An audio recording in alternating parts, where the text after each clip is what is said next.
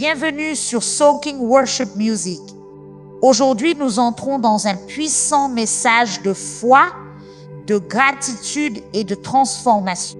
Si vous faites face à des combats dans votre santé, vos finances, vos relations, votre travail ou votre vie intérieure, cette prière vous rappellera que votre lutte peut être une bénédiction déguisée. Dieu peut utiliser ce qui semble lourd pour fortifier votre foi, façonner votre caractère et vous conduire vers quelque chose de plus grand.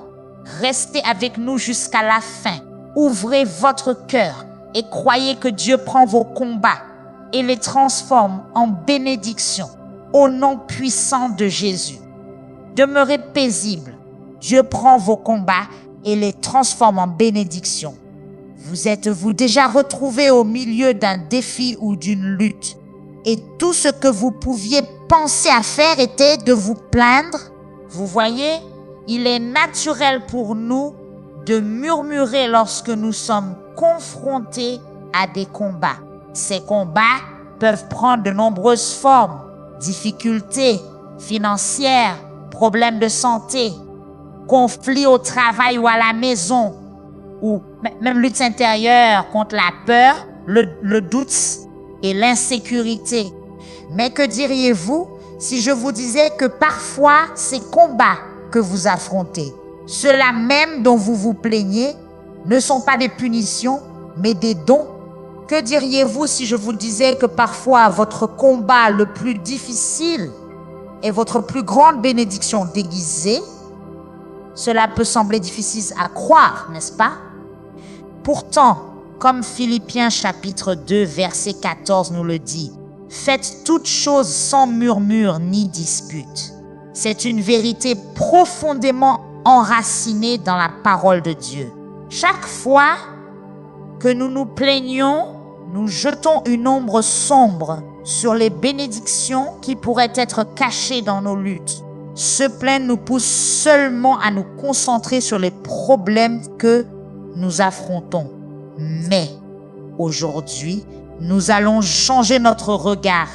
Nous allons apprendre à voir nos combats à travers une autre perspective, à regarder au-delà de la difficulté et à trouver la bénédiction que Dieu y a placée pour nous.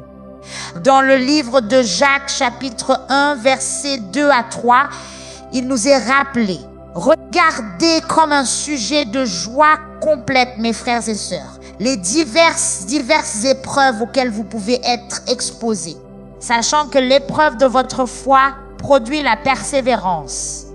Aujourd'hui, je suis ici pour vous rappeler d'arrêter de vous plaindre et de commencer à reconnaître que parfois notre combat est en réalité notre bénédiction. Psaume chapitre 119, verset 105 dit: « Ta parole est une lampe à mes pieds, une lumière sur mon sentier. » Cela signifie que la parole de Dieu ou ce que Dieu nous dit dans la Bible est comme une lampe qui nous montre où aller. C'est comme une lampe de poche dans l'obscurité qui nous aide à voir le bon chemin et à ne pas trébucher. Maintenant, pensez à ce qui se passe lorsque vous vous plaignez tout le temps. C'est comme marcher dans le noir sans lampe de poche. Lorsque nous nous plaignons, nous oublions les paroles de Dieu et ses promesses. Nous oublions qu'il est là pour nous guider. Se plaindre remplit notre esprit de mauvaises pensées, de pensées négatives, comme un nuage sombre qui cache le soleil. Et lorsque nous ne pouvons pas voir le soleil, il devient difficile de trouver notre chemin. Il y a une histoire dans la Bible, dans le livre des Nombres, chapitres 13 et 14. C'est l'histoire du moment où les Israélites étaient sur le point d'entrer dans le pays que Dieu leur avait promis. Mais au lieu de faire confiance à Dieu, ils ont commencé à se plaindre parce qu'ils avaient peur des hommes grands et forts qui y vivaient. Ils ont oublié que Dieu était avec eux et qu'il les aiderait. À cause de leurs plaintes, ils n'ont pas vu la bénédiction qui était juste devant eux, le merveilleux pays que Dieu avait promis. Ainsi, lorsque nous nous plaignons tout le temps, nous ressemblons à ces personnes. Nous oublions les promesses de Dieu et sa bonté. Au lieu de voir les bénédictions dans nos luttes, nous ne voyons que les mauvaises choses. Mais aujourd'hui, essayons de nous souvenir des paroles et des promesses de Dieu. Souvenons-nous qu'il est notre lampe et notre lumière. Même dans les temps difficiles, il y a des bénédictions de Dieu. Nous devons simplement lui faire confiance et arrêter de nous plaindre pour les voir. Certains d'entre nous peuvent se plaindre et dire « Je suis constamment occupé et je n'ai pas de temps libre ». Certainement, il y a une bénédiction ici. Être occupé peut souvent signifier que nous sommes nécessaires et utiles. C'est un signe que des responsabilités nous sont confiées. Cela peut aussi nous aider à grandir et à nous améliorer dans nos compétences et notre caractère. D'autres peuvent dire « Je n'ai pas autant d'argent que je le voudrais ». Même cela peut être vu comme une bénédiction. Même si cette lutte est réelle, elle peut aussi être une occasion d'apprendre à être satisfait de ce que nous avons, d'apprendre à mieux gérer l'argent et de faire confiance à Dieu pour nos besoins. Selon Philippiens chapitre 4 verset 19, « Mon Dieu pourvoira à tous vos besoins selon sa richesse, avec gloire en Jésus-Christ. » Quelqu'un d'autre pourrait dire, « Je suis fatigué d'être malade. » Faire face à la maladie est certainement difficile et peut-être décourageant. Mais même dans de telles épreuves, il peut y avoir des bénédictions, même si elles ne sont pas faciles à voir au début. La maladie peut nous amener à un lieu de profonde dépendance envers Dieu. Lorsque nous prions et nous appuyons sur lui pour la guérison et la force, notre relation avec Dieu peut devenir plus intime et plus puissante. Les Écritures nous rappellent dans 2 Corinthiens chapitre 12 verset 9. « Ma grâce te suffit, car ma puissance s'accomplit dans la faiblesse. Je me glorifierai donc bien plus volontiers de mes faiblesses, afin que la puissance de Christ repose sur moi. » Même dans la maladie, il existe des bénédictions cachées qui peuvent approfondir notre foi et notre caractère. Certains d'entre nous peuvent se plaindre et dire « Mon travail est trop difficile. » Mais y a-t-il une bénédiction ici? Bien sûr. Au moins vous avez un travail, alors que certaines personnes n'en ont pas. De plus, les défis au travail peuvent souvent conduire à une croissance personnelle et professionnelle. Ils offrent des occasions de résoudre des problèmes, de réfléchir avec discernement et parfois ils peuvent mener à des promotions et à des avancées dans notre carrière. Quelqu'un d'autre pourrait dire « Je suis célibataire et je me sens seul ». Eh bien, le célibat peut offrir l'occasion de se concentrer sur le développement personnel, de servir les autres et de grandir dans notre relation avec Dieu. La Bible dit dans 1 Corinthiens chapitre 7 verset 32 qu'un homme non marié se préoccupe des affaires du Seigneur, de la manière dont il peut plaire au Seigneur. Souvenez-vous que, selon Romains chapitre 8 verset 28, dans chaque situation, peu importe à quel point elle est difficile, Dieu peut tout faire concourir au bien si nous lui faisons confiance. Voici une pensée. Et si les choses difficiles que nous traversons étaient en réalité bonnes pour nous? Cela peut sembler étrange, mais regardons ce que dit la Bible. Souvenez-vous des paroles de Jacques chapitre 1 versets 2 et 3 que j'ai lu plus tôt. Regardez comme un sujet de joie complète, mes frères et sœurs, les diverses épreuves auxquelles vous pouvez être exposés, sachant que l'épreuve de votre foi produit la persévérance. Qu'est-ce que cela signifie? Cela signifie que lorsque nous traversons des temps difficiles, c'est comme un test pour notre foi.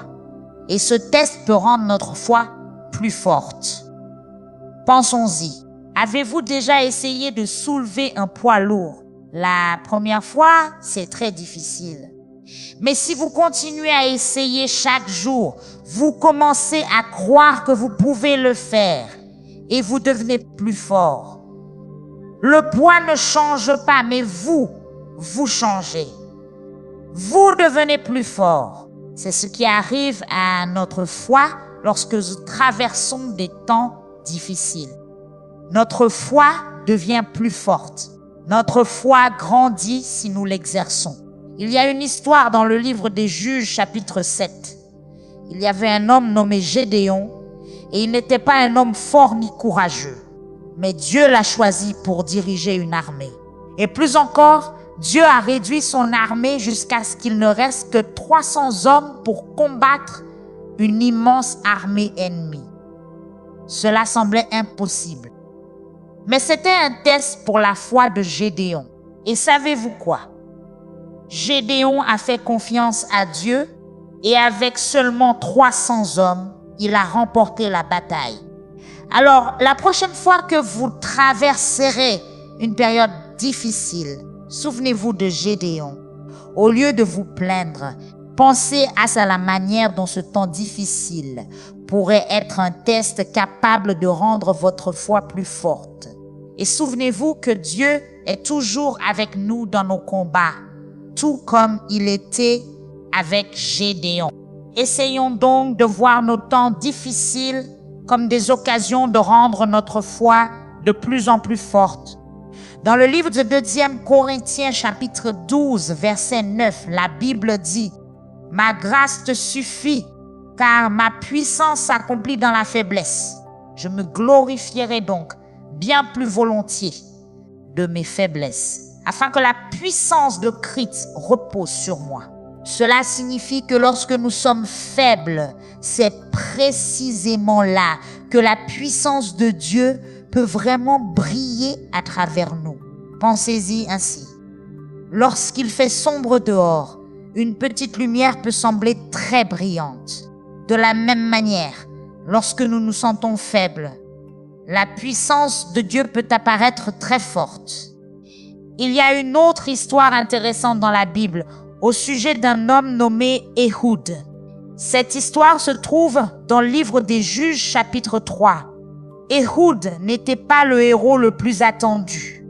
En fait, il était gaucher, à une époque où le fait d'être gaucher était considéré comme une faiblesse. Mais Dieu l'a utilisé pour libérer les Israélites d'un mauvais roi. La puissance de Dieu s'est accomplie parfaitement dans la faiblesse d'Ehud. Alors, lorsque nous sentons faibles, au lieu de nous plaindre, souvenons-nous d'Ehud. Souvenons-nous que la puissance de Dieu s'accomplit dans notre faiblesse. Nos temps difficiles ne concernent pas seulement le fait que nous nous sentions faibles ou que nous vivions une période pénible. Ils concernent aussi Dieu qui manifeste sa puissance à travers nous. Alors prenons courage et ayons foi. Nous pouvons être faibles, mais avec Dieu, nous sommes forts. Que le faible dise « Je suis fort ». Avez-vous déjà remarqué que les grands changements arrivent souvent lorsque les choses deviennent difficiles? C'est comme lorsqu'une chenille devient un papillon.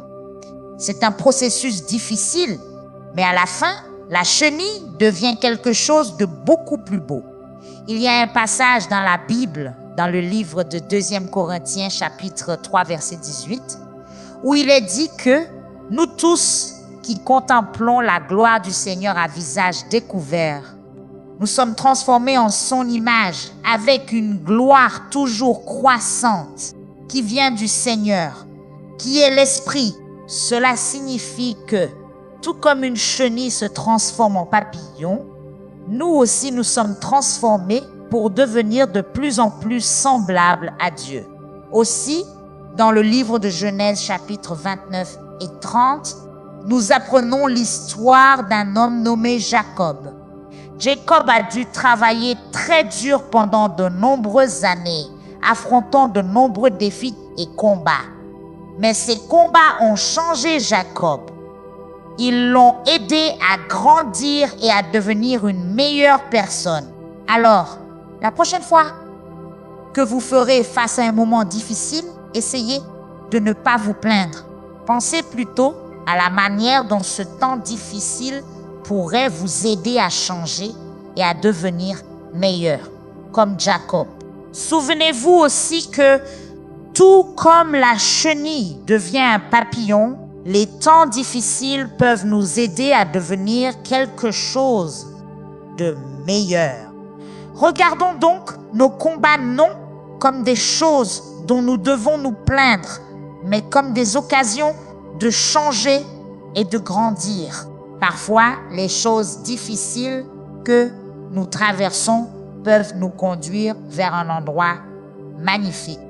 La Bible dit dans Jacques chapitre 1 verset 12, « Heureux celui qui persévère dans l'épreuve, car après avoir été éprouvé, il recevra la couronne de vie que le Seigneur a promise à ceux qui l'aiment. » Cela signifie que lorsque nous continuons à avancer dans les temps difficiles, de bonnes choses viendront. Nous devons le croire et ne pas perdre espoir. Souvenez-vous qu'avec Dieu, rien, absolument rien n'est impossible. Dans l'histoire de Joseph, dans le livre de Genèse chapitre 37 et 39 verset 50, Joseph a traversé des moments vraiment difficiles. Il a été vendu par ses frères et s'est retrouvé en prison pour quelque chose qu'il n'avait pas fait. Mais Joseph n'a pas abandonné. Il a continué à faire confiance à Dieu. Et à la fin, Dieu a transformé ses combats en bénédiction. Joseph est devenu un homme très important en Égypte et a pu aider beaucoup de personnes. Il nous est rappelé dans 1 Thessaloniciens chapitre 5 verset 18. Rendez grâce en toutes circonstances, car c'est la volonté de Dieu pour vous en Jésus-Christ. Alors essayons d'être joyeux et non tristes, demeurons paisibles.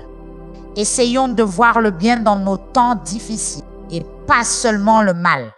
Souvenez-vous que Dieu peut utiliser nos moments difficiles pour accomplir de bonnes choses, comme s'il l'a fait pour Joseph et pour beaucoup d'autres. Remercions Dieu pour tout, même pour nos temps difficiles, car qui sait, ces temps difficiles pourraient bien être le début de quelque chose de vraiment bon.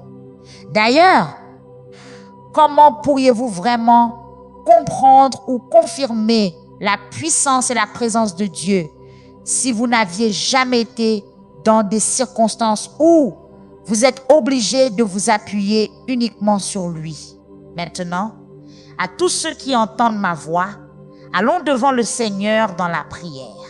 Je veux que vous priez cette prière avec moi afin que vous puissiez recevoir toutes les bénédictions de cette prière. Prions notre Dieu plein de grâce et d'amour. Cher Père Céleste, nous te louons et nous te donnons toute la gloire. Je viens devant toi aujourd'hui avec un cœur humble et reconnaissant. Je te remercie pour cette journée. Je te remercie pour la vie. Seigneur, je suis reconnaissant de ne pas être seul, car tu es avec moi en toutes choses. Seigneur, je sais que parfois je me plains lorsque les temps deviennent difficiles. Mais Seigneur, aide-moi à ne pas murmurer à cause de mes problèmes, mais plutôt à y chercher le bien. Père, merci de me rappeler que mes combats ne sont pas des fardeaux, mais qu'ils sont parfois des bénédictions déguisées. Je prie, Seigneur, pour recevoir la force d'arrêter de me plaindre et de commencer à te louer, même dans mes moments les plus difficiles. Aide-moi à voir ta main à l'œuvre. Aide-moi à comprendre que les choses que je vois comme des défis sont en réalité des occasions de croissance et de transformation. Père, je place devant toi mes proches. Je te demande de les guider, de les protéger et de les remplir de ta paix. Seigneur, qu'ils comprennent eux aussi que leurs luttes ne sont pas des reculs, mais des pas en avant dans leur marche avec toi. Au nom de Jésus, je déclare qu'aucun obstacle n'est trop grand pour que je le surmonte, parce que je ne l'affronte pas seul. Tu es avec moi, cher Seigneur. Seigneur, je demande ta protection divine sur moi et sur mes proches. Dans nos moments les plus sombres, rappelle-nous ton amour éternel et ta grâce sans fin. Père, apporte-nous le réconfort par ton Saint-Esprit. Au nom de Jésus, je rejette toute forme de négativité, de peur et de doute qui essaie de s'infiltrer dans mon esprit. Je déclare que ces sentiments n'ont aucune place en moi. Seigneur, aide-moi à me souvenir que même dans mes moments de faiblesse, je suis fort parce que ta puissance est en moi. Aide-moi à voir mes combats non comme des obstacles qui me font tomber, mais comme des pierres de passage vers une foi plus grande, un caractère plus fort et une compréhension plus profonde de ton amour et de ta grâce. Je te remercie, Père, pour l'assurance que mes combats sont parfois mes bénédictions. Aujourd'hui, je choisis d'arrêter de me plaindre et de commencer à célébrer parce que je sais qu'à travers mes combats, tu me façonnes pour devenir la personne que tu veux que je sois. Père, je m'approprie tes promesses dans Jérémie chapitre 29, verset 11. Car je connais les projets que j'ai formés pour vous, des projets de prospérité et non de malheur, des projets pour vous donner un avenir et de l'espérance. Seigneur, je te remercie d'entendre et d'exaucer ma prière. Au nom puissant de Jésus, je prie. Merci de nous avoir rejoints ici sur Soaking Worship Music. Que cette prière vous aide à arrêter de vous plaindre et à commencer à voir la main de Dieu à l'œuvre, même dans les saisons les plus difficiles. Que chaque combat devienne une marche vers une foi plus forte, une sagesse plus profonde, une paix plus grande et un puissant témoignage de la bonté de Dieu. Souvenez-vous, vous n'êtes pas seul. Aucun obstacle n'est trop grand. Et votre faiblesse est un lieu où la force de Dieu peut briller. Que le Seigneur vous protège, vous guide, vous console et transforme chaque lutte en bénédiction. Au nom puissant de Jésus.